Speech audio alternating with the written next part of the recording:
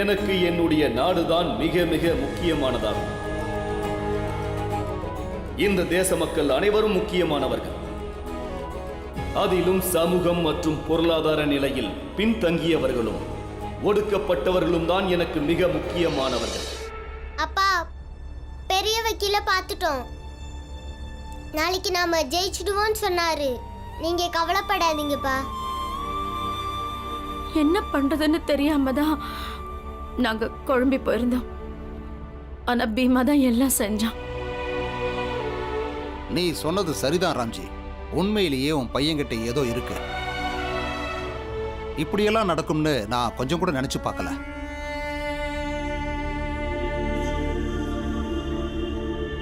Inspector sir, நான் அவங்க கிட்ட கொஞ்சம் பேசலாமா?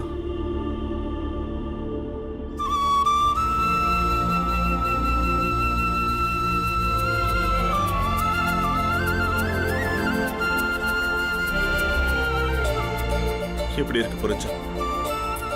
நான் நல்லா இருக்கேன். நீ எப்படி இருக்க?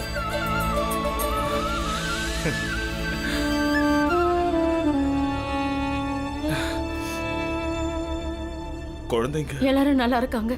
நீங்க கவலைப்படாதீங்க, நல்லா இருக்காங்க. பீம் கண்ணா, நீ எதுக்காக இப்படி அலையிற? உன் படிப்பை பாதிக்க கூடாது. நீ நல்லா படிக்கணும்பா. அப்பா, படிப்பெல்லாம் தடைப்படல. சொல்ல போனா புதுசா கத்துக்கிறேன். நீதிக்கான போராட்டத்தை நீங்க எங்க இருந்து வெளியில வந்துட்டா நான் நிம்மதியா படிப்பேன்ப்பா. ராம்ஜி, தங்களுக்கு வேண்டப்பட்டவங்களை விடுவிக்கிறதுக்காக இங்க வந்து மண்டி போடுறவங்களை நிறைய பேரை நான் பார்த்துருக்கேன். ஆனா நீதிக்காக போராடுற இவ்வளவு சின்ன வீரனை நான் இன்னைக்கு தான் பார்க்கிறேன்.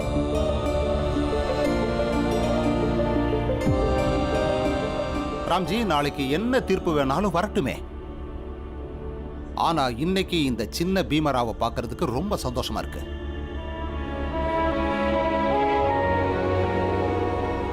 இன்ஸ்பெக்டர் சார், உண்மைங்கிற பாதை ரொம்ப கடினமானது. ஆரம்பத்துல நிறைய பிரச்சனைகள்லாம் வரும். அதை பார்த்து யாரு பயப்படுறாங்களோ அவங்க தோத்து போயிடுறாங்க. ஆனா அந்த பாதையில நம்பிக்கையோட பயணப்படுறவங்க இறுதியா நிச்சயம் வெற்றி அடைவாங்க. அது இன்னைக்கு என்னோட மகன் பீம் நிரூபிச்சிட்டான். அப்பா, நாளைக்கு நம்ம எல்லாரும் ஒண்ணா உட்காந்து சாப்பிடலாம்ப்பா.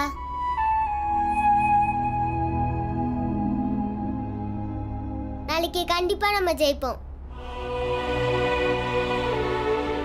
வாங்க புரஞ்சன் மாமா.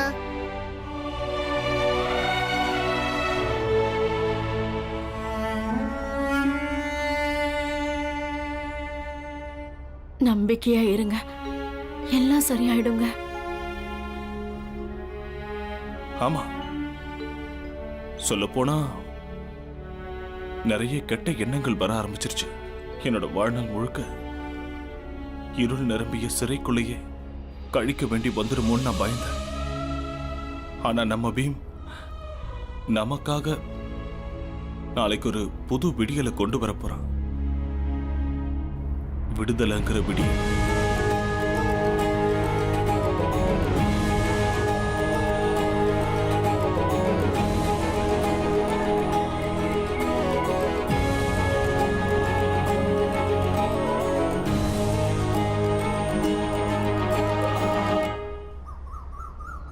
ஏய், இங்க பாரு. உங்ககிட்ட பேசுறதுக்கு புருஷோத்தமா வந்தானே, எங்க போயிட்டா? நீங்க யாராவது அவனை பாத்தீங்களா? இல்லையா, நாங்க யாரும் அவரை பார்க்கல. நாங்களே கேசவனை காணோன்னு தேடிக்கிட்டு இருக்கோம். நேத்து சாயந்தரத்துல இருந்து அவனை காணோம். அவனை எங்கேயாவது பாத்தீங்களா? ஏண்டா, நாங்க உங்கள்கிட்ட கேள்வி கேட்டோம்னா பதிலுக்கு நீ எங்கள்கிட்ட கேள்வி கேட்பையா? உங்களுக்கெல்லாம் அவ்வளவு திமிராயிடுச்சா? நாங்க புருஷோத்தமனை பார்க்கல. நாங்களே இப்ப கேசவனை தேடிக்கிட்டு இருக்கோம். இப்ப கேள்வியே 2 பேரும் எங்க போயிட்டாங்கன்னு தான். நீங்க என்ன சொல்ல வரீங்கன்னு எனக்கும் கொஞ்சம் புரியுது. இப்பெல்லாம் உங்களுக்கு வந்து திமிர் ரொம்ப அதிகமாயிடுச்சு. உங்க கொழுப்பெல்லாம் எப்படி அடக்குறோன்னு பாருங்க. புருஷோத்தமன் மட்டும் கிடைக்கட்டும், நாங்க யாருன்னு அப்புறம் காட்டுறோம். யோ வாயா. புட்டா தலைமையில ஏறுவானுங்க.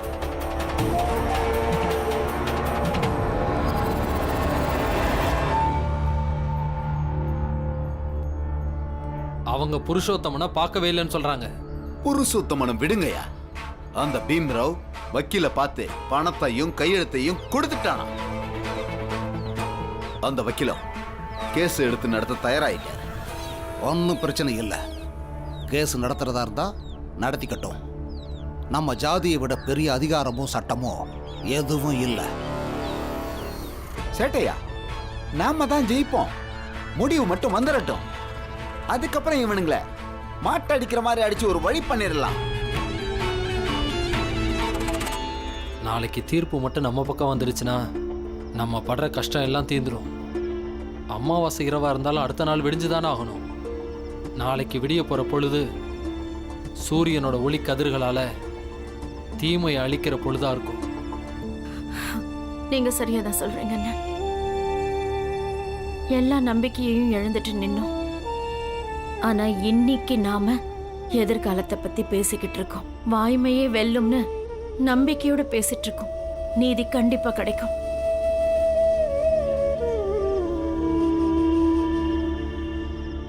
ஒரு உண்மையை சொல்லவான, நாம எல்லாரும் ஒன்னா சேர்ந்து போராடலைன்னா இந்த வெற்றியே கிடைச்சிருக்காது.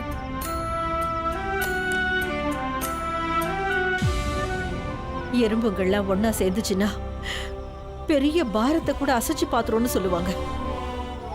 நாம எல்லாரும் ஒன்னா இருந்தா நாம எதை வேணும்னாலும் சாதிக்கலாம். நீங்க வேணா பாருங்க, நாளைக்கு நம்ம பக்கம் தான் தீர்ப்பு வரப்போகுது.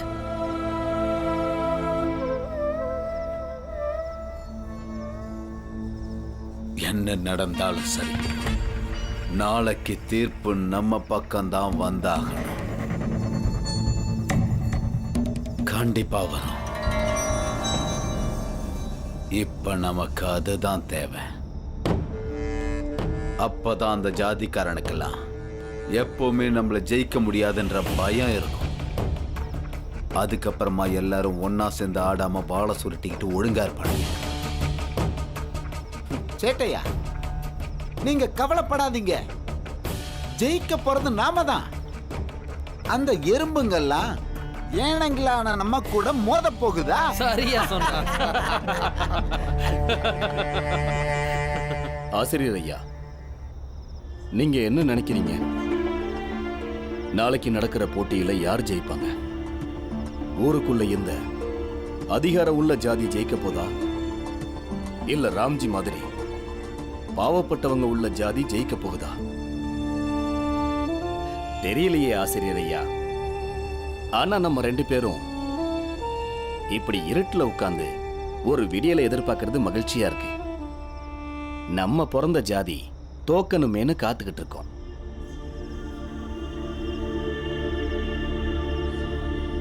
இந்த சமூகத்துல நீதி நிலைநாட்ட நாங்க எவ்வளவு கஷ்டப்படுறோங்கிறத பார்த்துக்கிட்டு இருக்கியா நிலாவே?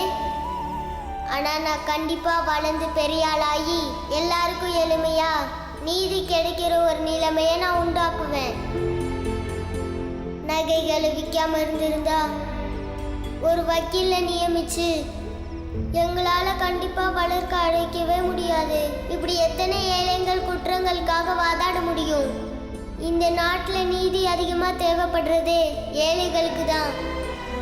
நான் கண்டிப்பா வளர்ந்து பெரியவனாகி ஏழைகளுக்கு சுலபமா நீதி கிடைக்கிற மாதிரி செய்வேன். நீதிமன்றத்தை அவங்க அணுகிறதுல எந்த சிரமமும் இருக்கக்கூடாது.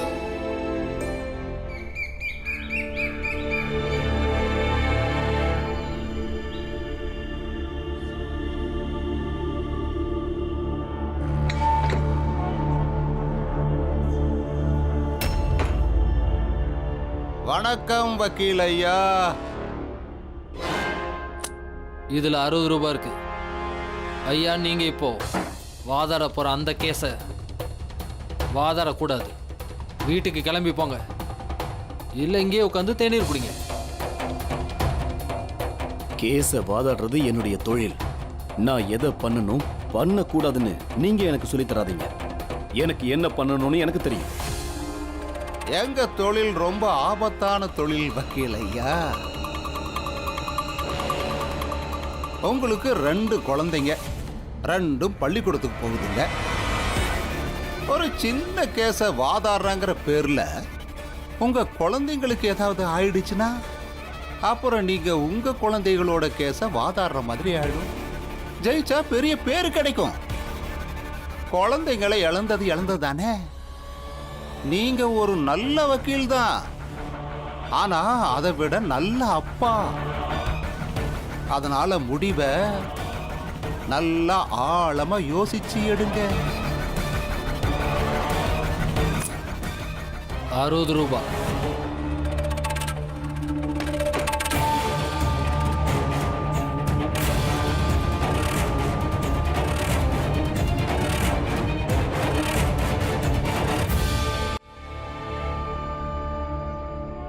விசாரணையை ஆரம்பிக்கலாம். ஜட்ஜையா, எங்க வக்கீல் சார் இன்னும் வரல, வந்துகிட்டு இருப்பாரு. வழக்கு நேரம் தெரியும்ல, ஏன் இன்னும் வரல? ஜட்ஜையா, அவர் வந்துகிட்டு இருப்பாரு, இப்போ வந்துருவாரு.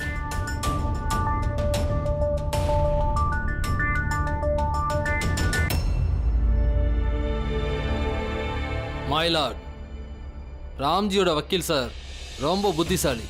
கண்டிப்பா ஒரு கேஸ் தோத்து போயிடுன்னு தெரிஞ்சிடுச்சுன்னா எந்த ஒரு வக்கீலும் கோர்ட்டுக்கு வந்து அசிங்கப்படுறத விரும்ப மாட்டாங்க. அதனால தான் அவர் வரலன்னு நினைக்கிறேன். பாவம், அவங்க பக்கம் பேசுறதுக்கு எந்த ஒரு ஆதாரமோ சாட்சியோ கிடைச்சிருக்காது. அதுக்கான வாய்ப்பு கூட இல்லை. அதனால கணம் கோர்ட்டார் அவர்களே, ராம்ஜி மேல சமூக ஒற்றுமையை சீர்குலைச்சது, சமூக நல்லிணக்கத்துக்கு பிரச்சனை ஏற்படுத்தினது, இரு ஜாதிகளுக்கிடையே வன்முறையை தூண்டிவிட்டது போன்ற கடுமையான குற்றங்களுக்கு எதிரான தண்டனையை வழங்கும்படி கேட்டுக்கொள்கிறேன்.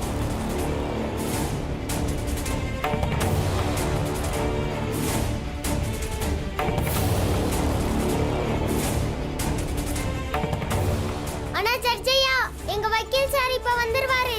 தயவு செஞ்சு எங்க வக்கீல் வராம தீர்ப்பை சொல்லிடாதீங்க. எங்க அப்பா ஒரு நிரபராதி. எதிர்க்கட்சி வக்கீல் எப்போ வருவார் மயிலாட்? நிரபராதிங்கிறத எப்போ நிரூபிப்பாரு? இது நீதிமன்றம். நீதிமன்றத்தை மதிக்க வேண்டியது அவரோட கடமையாகும். அந்த வக்கீலோட மனசுல அந்த மரியாதை இல்லைன்னா நீதிமன்றம் அவரோட கவனக்குறைவை கருத்தில் கொண்டு நீதியை வழங்க வேண்டும்.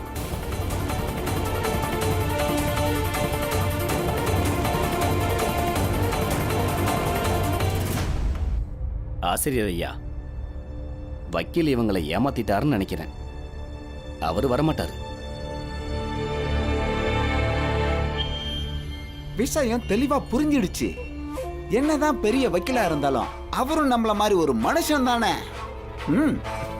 வக்கீலோட வேலை எப்பவோ முடிஞ்சிருச்சு. இப்ப முடிய போறது ராம்ஜியோட கதை தான். மயிலாட், எதிர்க்கட்சி வக்கீல் இதுவரைக்கும் வராதனால தீர்ப்பை சொல்லிடலாமே.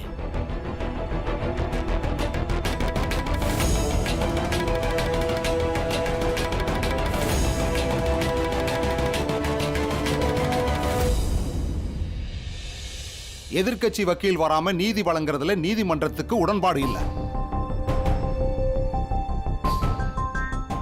நீதிமன்றம் எதிர்க்கட்சி வக்கீலுக்கு தனது வாதங்களை எடுத்து வைக்க சிறிது கால அவகாசம் வழங்குகிறது.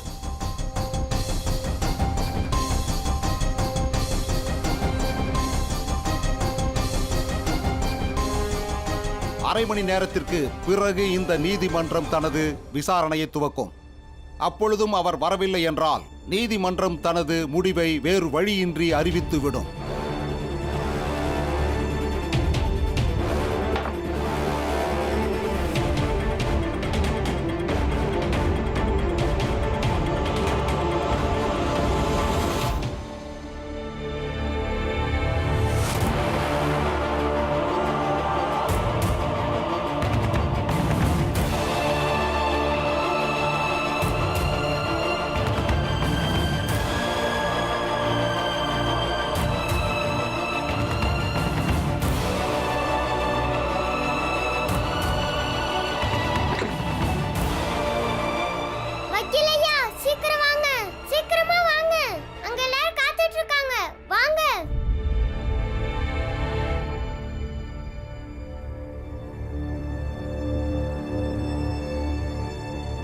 இங்க பாரு, என்னால உன் கேஸை வாதாட முடியாது.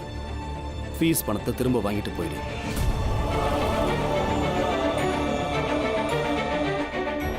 இங்க பாரு, இந்த பையனுடைய பணத்தை திரும்ப கொடுத்துரு. சரிங்க சார். இந்தா. வக்கீல் ஐயா, நீங்க அப்படி சொல்லாதீங்க. நீங்க வராம அப்பா எப்படி விடுதலை ஆவாரு?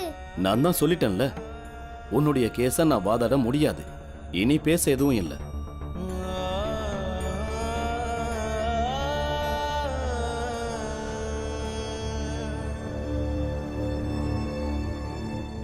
வக்கீல் சார் வரமாட்டாரு.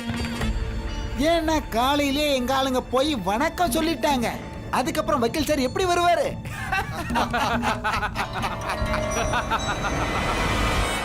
வக்கீல் ஐயா வாங்களே. நீங்க வராம அப்பாவால வெளிய வர முடியாது. நாம இந்த கேஸ்ல தோத்துடுவோம். நான் உங்களை கையெடுத்து கும்பிடுறேன், வாங்களே.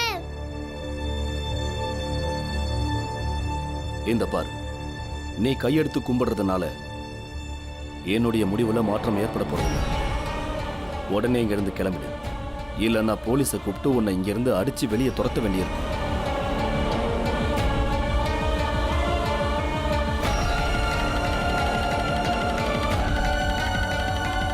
ஏன் நிக்கிற? பணத்தை எடுத்துட்டு கிளம்பி போ.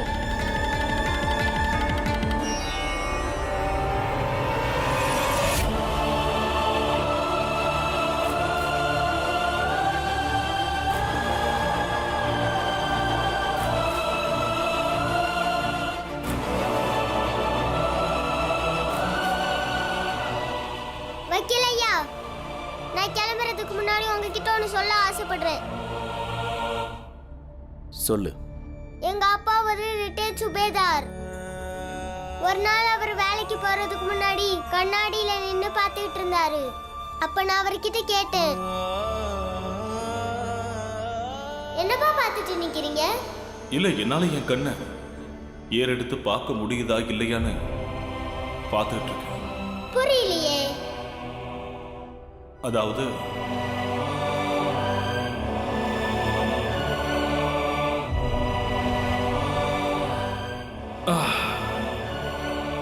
அதாவது பீமாராவ் நம்ம வீட்டை விட்டு கிளம்பும் போது தினம் போறதுக்கு முன்னாடி கண்ணாடியில ஒரு தடவை நம்மளை நாமளே பார்த்துட்டு கிளம்பணும். நீ முதல் நாள் செஞ்ச எல்லாத்தையும் நினைச்சு பார்க்கணும். அப்போ உன்னோட கண்களால உன்னை ஏறெடுத்து பார்க்க முடியுதா இல்ல தலை குனியுதான்னு தெரியும். அதனால என்ன ஆகும்பா? உன்னால உன்னை பார்க்க முடிஞ்சதுன்னா நீ எது செஞ்சாலும் சரியா தான் செஞ்சிட்டு இருக்கன்னு உனக்கு தோணும். ஆனா நீ தலை குனிஞ்சிட்டனா நீ ஏதோ பாவம் பண்றதா தான் அர்த்தம். பீம்கனா எந்த மனுஷனால வாழ்க்கையில கடைசி வரைக்கும் தன்னைத்தானே இப்படி ஏறெடுத்து பார்த்துக்க முடியுதோ உண்மையிலேயே அவன் வாழ்க்கை தான் வெற்றி வாழ்க்கை. அப்பா, என்னையும் கண்ணாடி கிட்ட தூக்கிட்டு போங்களே. வா.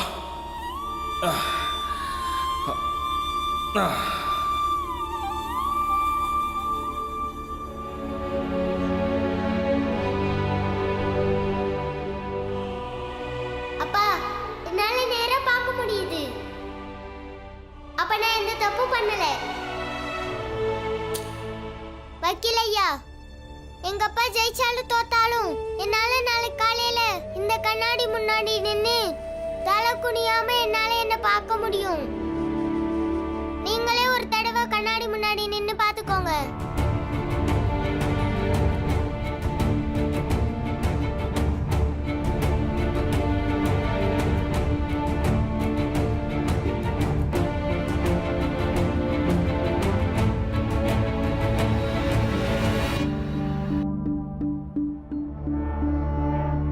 என்ன அரை மணி நேரம் ஆயிடுச்சா? அரை மணி நேரம் ஆனா மட்டும் என்ன நடந்துருமா? ராம்ஜி ஜெயிலுக்கு போயிடுவான், நாம ஊருக்கு போயிடலாம்.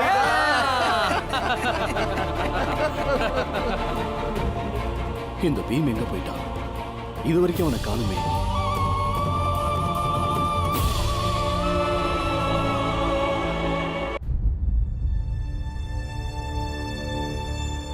விசாரணையை ஆரம்பிக்கலாம்.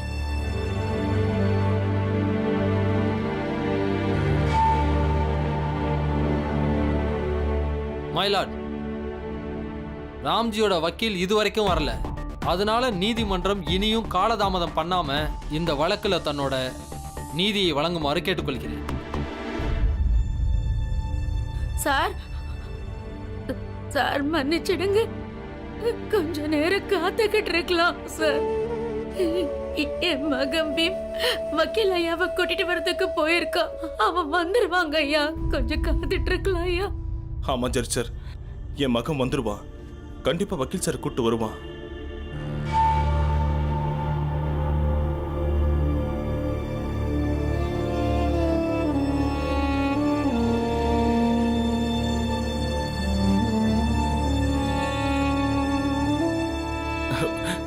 பாத்தீங்களா ஜட்ஜியா, என் மகன் வந்துட்டான். என்னாச்சு பீமா? அம்மா, அவர் வரமாட்டாரு. ஆ? வக்கீல் வர போறதும் இல்ல, வாதாட போறதும் இல்ல.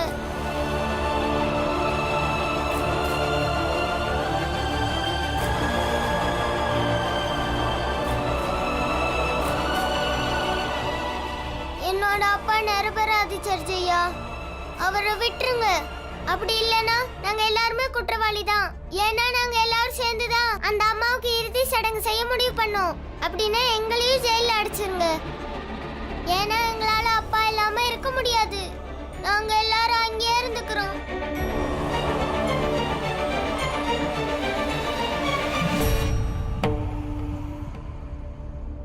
அந்த சிறுவன் சொல்றதுல உண்மை இருக்கு மைலாட். ராம்ஜி மட்டுமே குற்றவாளி இல்ல, மொத்த குடும்பமும் ஒன்னா சேர்ந்து அந்த அம்மாவுக்கு இறுதி சடங்கு செய்ய முடிவெடுத்திருந்தா எல்லாருக்கும் சமமான தண்டனை கிடைச்சே ஆக வேண்டும். அதுதான் எதிர்காலத்துக்கு ரொம்ப நல்லது.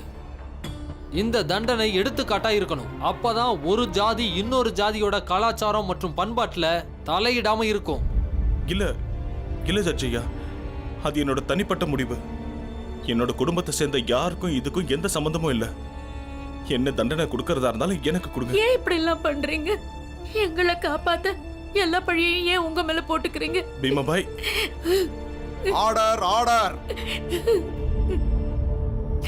மயிலாடி, இந்த கேஸ்ல இதுக்கு மேல வாதாடுறதுக்கு எதுவும் இல்ல. உங்க தீர்ப்புக்காக நாங்க காத்துக்கிட்டு இருக்கோம். அதனால நீங்க தயவு செஞ்சு விரைவாக உங்களோட தீர்ப்பை வழங்கணும்னு கேட்டுக்கிறேன். சூழ்நிலைகளை கருத்தில் கொண்டு பார்க்கும் பொழுது இந்த ராம்ஜி சக்பால் சமூக ஒற்றுமையை சீர்குலைக்கும் வேலையில் ஈடுபட்டிருப்பதாக தோன்றுகிறது. இவர் அந்த பெண்ணிற்காக செய்தவை அனைத்தும் நியாயமானது என்று கோர்ட்டுக்கு எடுத்து கூறும் சாட்சிகளோ ஆதாரங்களோ எதுவும் இல்லை. இவரது வழக்கறிஞர் வராமல் இருப்பது இவரது தரப்பை மேலும் பலவீனமாக்குகிறது. அதனால் இந்த நீதிமன்றம் ராம்ஜி சக்பாலை குற்றவாளி என கருதி இந்த தீர்ப்பை. சாரி மைலாட், காலதாமதமாக வந்ததற்காக வருத்தம் தெரிவிக்கிறேன். நான் ராம்ஜி சக்பாலுடைய வக்கீல்.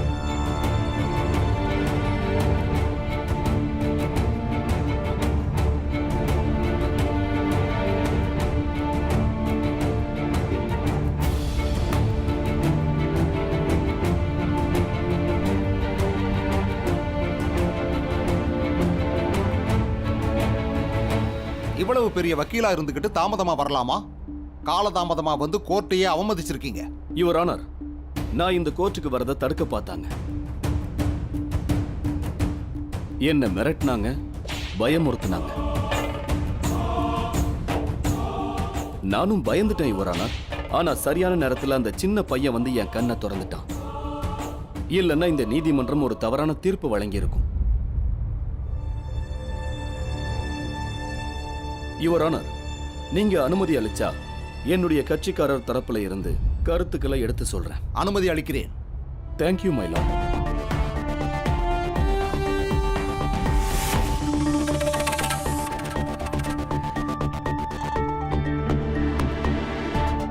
மை லார்ட், முதல்ல அந்த பெண்ணோட கணவரை விசாரிக்க அனுமதி கோருகிறேன். அனுமதி அளிக்கிறேன்.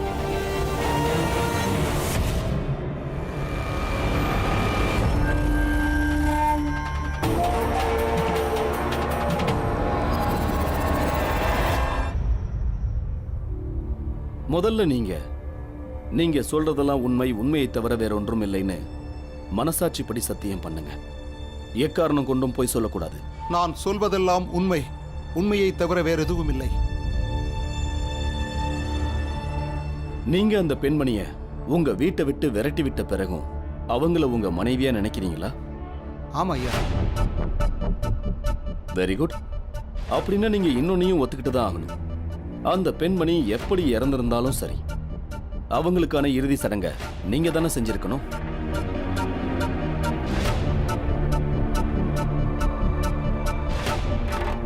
ஆமா ஐயா, நான் தான் செஞ்சிருக்கணும். எதுக்காக அப்படி சொல்றீங்க? அப்ஜெக்ஷன் மைலார்ட். மைலார்ட், இவர் தேவையில்லாம பேச்சுவார்த்தை வளர்த்து நீதிமன்றத்தோட நேரத்தை விரயம் செய்யறாரு. இது தேவையில்லாத விவாதம் இல்ல மைலார்ட். நான் இங்க இவர்கிட்ட கேட்கிற ஒவ்வொரு கேள்விக்கும் இந்த கேஸுக்கும் தொடர்பு இருக்குன்னு நிரூபிப்பேன். Objection over rule.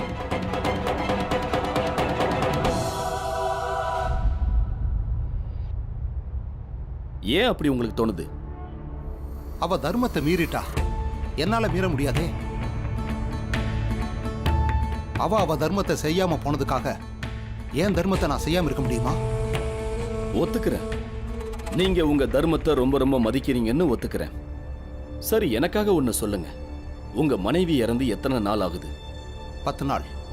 அப்படின்னா நீங்க ஏன் இது வரைக்கும் மொட்டை அடிச்சுக்கல? உங்க தர்மப்படி அப்படி செஞ்சிருக்கணுமே.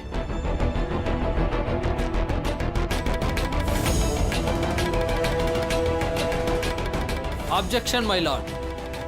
எதிர்க்கட்சி வழக்கறிஞர் திரும்பவும் வழக்குக்கு தேவையில்லாத பேசிக்கிட்டு இருக்கு. வழக்குக்கு தேவையில்லாம எதுவும் பேசல வக்கீல் சார். மைலார்ட், நானும் இதே தர்மத்தை சேர்ந்தவன் தான். தர்மம் என்ன சொல்லுதுன்னு எனக்கு நல்லா தெரியும். இவர் தன்னோட தர்மத்தை மதிக்கிறதா இருந்தா அந்த தர்மத்தின் படி இவர் மனைவி இறந்ததும் இவர் தலைமுடி இறக்கியிருக்கணும். சரி, நான் ஒண்ணு கேட்கிறேன். உங்க மனைவிக்கும் உங்களுக்கு எந்த சண்டையும் இல்லாம உங்க கூட இருக்கும்போது இறந்திருந்தா அப்போ உங்க தலைமுடியை எடுத்திருக்க மாட்டீங்களா? கண்டிப்பா எடுத்திருந்திருப்பீங்க. இங்க சமூக சீர்குலைவே நடக்கல மைலார்ட். இவங்களுக்கெல்லாம் ராம்ஜி சக்பாலையும் அவங்க ஜாதிக்காரங்களையும் சுத்தமா பிடிக்காது. உண்மையான பிரச்சனை இதுதான். இதோ இங்க நிக்கிற ராம்ஜி சக்பால் ஜாதி பிரிவினை எதையும் பார்க்காம அந்த பெண்ணுக்கு வீட்டுல இடமும் கொடுத்து இறுதி சடங்கையும் செஞ்சிருக்காரு. அவருக்கு பதிலா அந்த இடத்துல ஒரு நல்ல மனுஷன் இருந்திருந்தாலும் இதே தான் செஞ்சிருப்பாங்க மைலார்ட். சமூகம் மற்றும் தர்மத்தோட கடமைகள்ல தலையிடுறதுக்கு யாருக்கும் உரிமை இல்லை மைலார்ட். ஒத்துக்கிறேன். சமூகம் மற்றும் தர்மத்தோட கடமையில யாருக்கும் தலையிடுற உரிமை இல்ல, ஒத்துக்கிறேன். அதனாலதான் ராம்ஜி சக்பால் சம்பவம் நடந்ததும் இந்த சம்பவத்தை பத்தி ரிப்போர்ட் கொடுக்க காவல் நிலையம் போயிருக்காரு.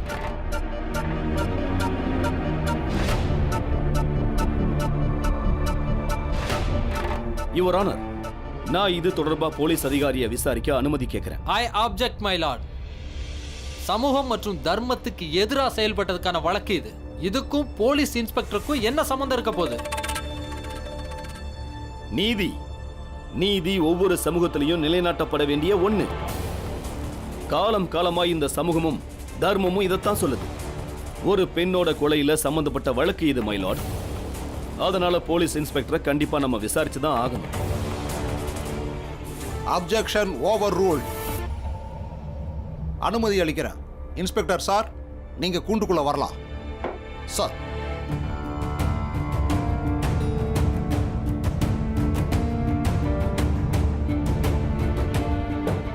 சார், நான் இந்த நீதிமன்றத்திற்கு தலைவணங்கி நான் சொல்வதெல்லாம் உண்மையை தவிர வேறொன்றுமில்லை என்று உறுதிமொழி ஏற்றுக்கொள்கிறேன். இன்ஸ்பெக்டர் சார், அன்னைக்கு ராம்ஜி சக்பால் கொலை நடந்ததும் போலீஸ் ஸ்டேஷனுக்கு ரிப்போர்ட் கொடுக்க வந்தாரா? ஆமா, அது உண்மையை மட்டும் சொல்லுங்க இன்ஸ்பெக்டர் சார். நீங்க உண்மையை மட்டும் தான் பேசுவேன்னு சொல்லிருக்கீங்க. ஒருவேளை நீங்க பொய் சொல்ல முயற்சி பண்ணா அன்னைக்கு அவர் ஸ்டேஷனுக்கு வந்ததை பார்த்த சில பேரை சாட்சிக்காக இங்கே கோர்ட்டுக்கு என்னால கொண்டு வர முடியும்.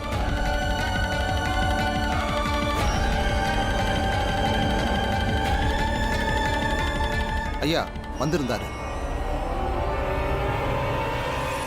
எதுக்காக வந்தாரு? கொலை நடந்த வழக்கை பதிவு பண்ணத்தான். நீங்க ரிப்போர்ட் எழுதுனீங்களா? இல்ல. நீங்க ஏன் எழுதல?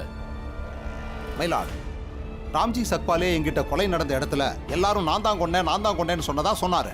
அப்போ வக்கீல் ஐயா, நான் யாருக்கு எதிராக ரிப்போர்ட் எழுதுறது? Point to be noted your honour. சரிங்க, அங்க எல்லாரும் நான் தான் கொன்னேன்னு சொன்னதுனாலையும் குறிப்பா யார் பேரும் இல்லாததுனாலையும் நீங்க யாருக்கு எதிராகவும் கேஸ் ஃபைல் பண்ணல.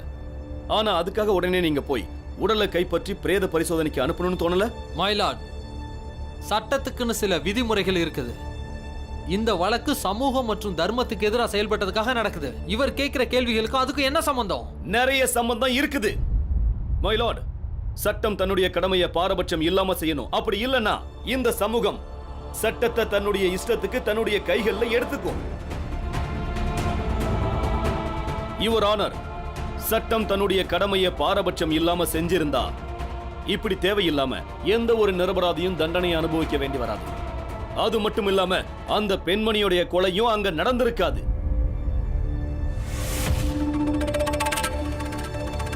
அப்ஜெக்ஷன் மை லார்ட், இதை நான் வன்மையா கண்டிக்கிறேன்.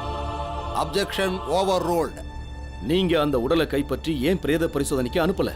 ராம்ஜி சக்பால் அந்த உடலுக்கு இறுதிச் சடங்கு செய்யாம இருந்திருந்தா நாங்க போய் கைப்பற்றி எப்போ கைப்பற்றுவீங்க இன்ஸ்பெக்டர் சார்? அந்த உடல் கொஞ்சம் கொஞ்சமா அழுகுனதுக்கு அப்புறமா. இன்ஸ்பெக்டர் சார், நீங்க உடனே ராம்ஜி சக்பாலோட சம்பவ இடத்துக்கு ஏன் போகல? இன்ஸ்பெக்டர் சார், நீங்க ராம்ஜி சக்பாலோட அந்த இடத்துக்கு ஏன் போகலன்னு தெரியுமா? ஏன்னா நீங்களும் பெரிய மனுஷங்களை பார்த்து பயப்படுறீங்க. சட்டம் தன்னுடைய கடமைகளை ஒழுங்கா செய்யலனா இந்த மக்கள் என்னதான் செய்வாங்க? இதுதான் உண்மை மை லார்ட். ராம்ஜி சக்பால் அன்னைக்கு அந்த பெண்மணிக்கு இறுதி சடங்கு செய்யாம இருந்திருந்தா அன்னைக்கு அந்த உடல் அங்கேயே கிடந்து அழுகி போயிருக்கு. கற்பனை பண்ணி பாருங்க மை லார்ட், ஒரு இறந்த உடல் திறந்த வெளியில கிடந்தா கொஞ்ச நாள்ல என்னவாகும்? அவங்க வீட்டுக்காரங்க இறுதி சடங்க செஞ்சிருப்பாங்க. செய்ய மாட்டாங்க, கண்டிப்பா செஞ்சிருக்க மாட்டாங்க. உங்களால எப்படி அதை சொல்ல முடியும்? என்ன மொத்த கிராமமும் அப்ப கொண்டாடிட்டு இருந்தாங்க. அந்த பெண்ணுக்கு தாலி கட்டின கணவரே கழுத்துல மாலை போட்டுக்கிட்டு கொண்டாடிட்டு இருந்தாரு. இந்த சம்பவம் நடக்கலன்னு உங்களால மறுக்க முடியுமா வக்கீல் சார்? அப்படி நடந்துச்சுன்னு உங்கள்ட்ட என்ன ஆதாரம் இருக்கு? அப்படிதான் நடந்துச்சுன்னு 5 பேர் எழுதி கொடுத்திருக்காங்க. நீங்க விருப்பப்பட்டா நான் அதை ஜட்ஜ் ஐயா கிட்ட கொண்டு போய் காமிக்கிறேன். அவங்க எல்லாருமே பயப்படுறாங்க. அவங்கள ஒருவேளை நான் கோர்ட்டுக்கு வரவழைச்சா அந்த பெண்மணிக்கு நடந்த மாதிரியே அவங்களுக்கும் நடக்க வாய்ப்பு இருக்கு.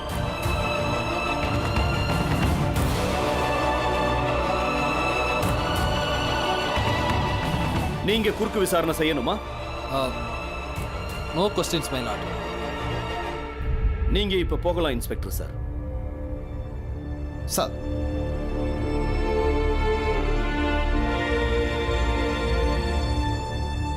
யுவர் ஆனர், திரு ராம்ஜி சக்பால் ஒரு அப்பாவி பெண்மணியுடைய பூத உடல் அழுகி போகாம தடுத்திருக்காரு.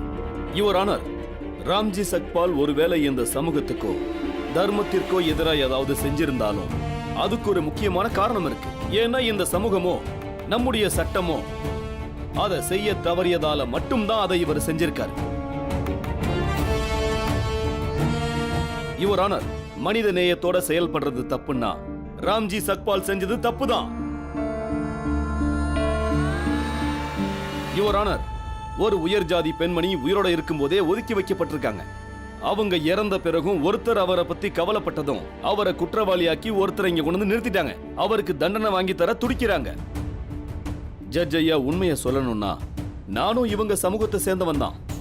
இன்னைக்கு நான் ஏன் சமூகத்துக்கு எதிராகவே உண்மைக்கு ஆதரவா நான் இங்கே வாதாட வராம இருந்திருந்தா ஜட்ஜ் ஐயா, வாழ்நாள் முழுக்க என்னுடைய முகத்தை என்னால கண்ணாடியில பார்த்திருக்க முடியாது. யுவர் ஆனர், ரொம்ப சந்தோஷமா இருக்கு. இன்னைக்கு இந்த சின்ன பையன் பீமாராவ் என் கண்களை திறந்துட்டான்.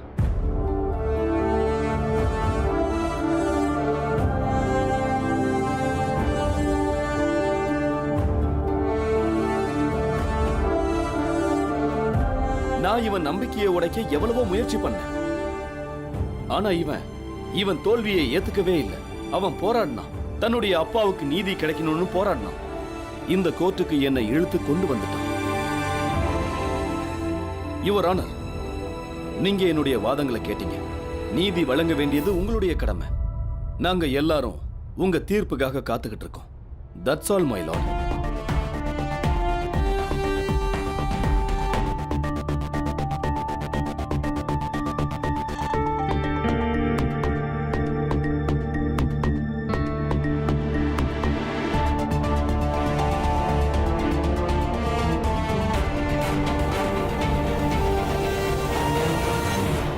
நடந்த விவாதம் மற்றும் சாட்சிகளின் கடிதங்களை ஆதாரமாக கொண்டு இன்று இந்த கோர்ட் தனது தீர்ப்பை வழங்க உள்ளது.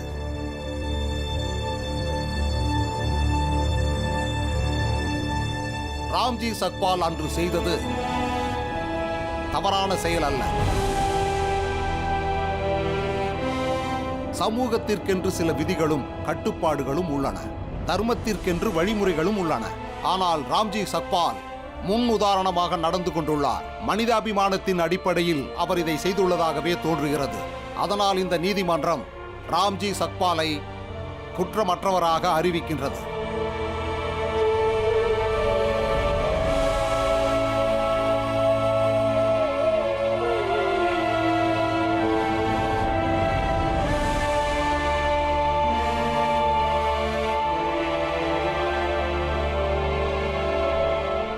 ஆனால் ராம்ஜி சக்பால், உங்களிடம் இந்த நீதிமன்றம் வேண்டுவது ஒன்றுதான். நீங்கள் தர்மம் மற்றும் ஜாதியின் எல்லைக்கோடுகளை மீறாதீர்கள்.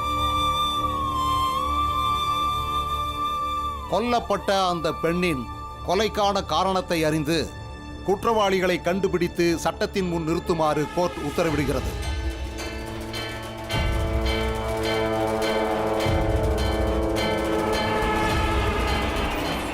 அது மட்டுமின்றி போலீஸ் இன்ஸ்பெக்டர் மீது கடமை தவறியதற்காக நடவடிக்கை எடுக்க வேண்டும்.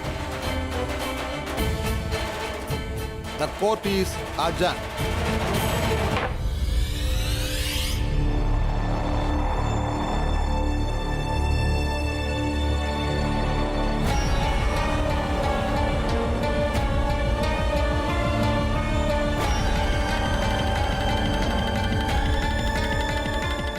இந்த தடவை நீ தப்பிச்சிட்ட சுபேதார். ஆனா அடுத்த தடவை நான் உன்னை விட மாட்டேன். நீ தப்பவே முடியாது.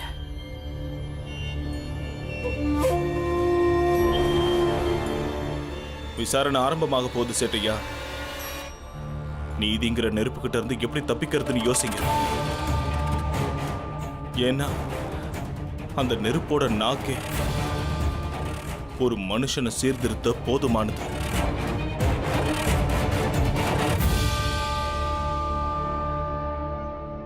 ரொம்ப நன்றி வக்கீல் ஐயா. நீங்க மட்டும் சரியான நேரத்துல வரலனா எங்க அப்பாவுக்கு என்ன வேணாலும் நடந்திருக்கலாம். எங்க அப்பா ஜெயிச்சாலும் தோத்தாலும் நான் நாளைக்கு காலையில இந்த கண்ணாடி முன்னாடி வந்து நின்று என்னால என்ன தைரியமா பார்க்க முடியும். நீங்களும் ஒரு தடவை கண்ணாடியில நேருக்கு நேரா பாருங்க.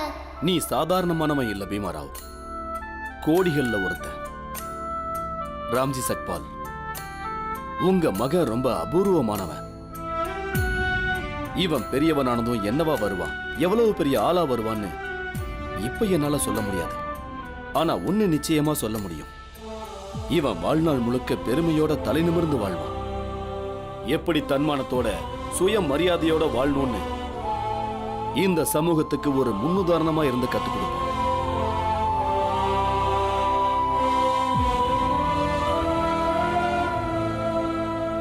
எல்லாரும் கொஞ்சம் கவனமாவே இருங்க. நான் வரேன்.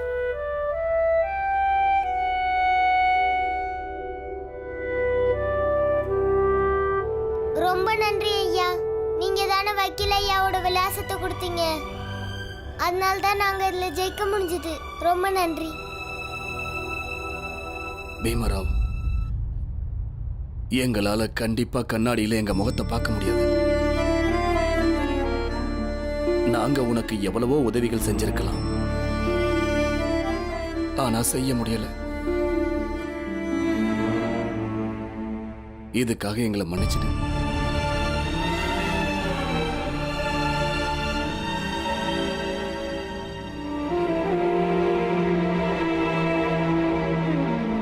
வீட்டுக்கு போலாம். பீமாராவ், நீ முன்னாடி போ. ஏன்னா இன்னைக்கு உண்மையான வெற்றியாளர் நீதான். இன்னைக்கு நீ எங்களோட தலைவன், நாங்க எல்லாரும் உன்னோட தொண்டர்கள்.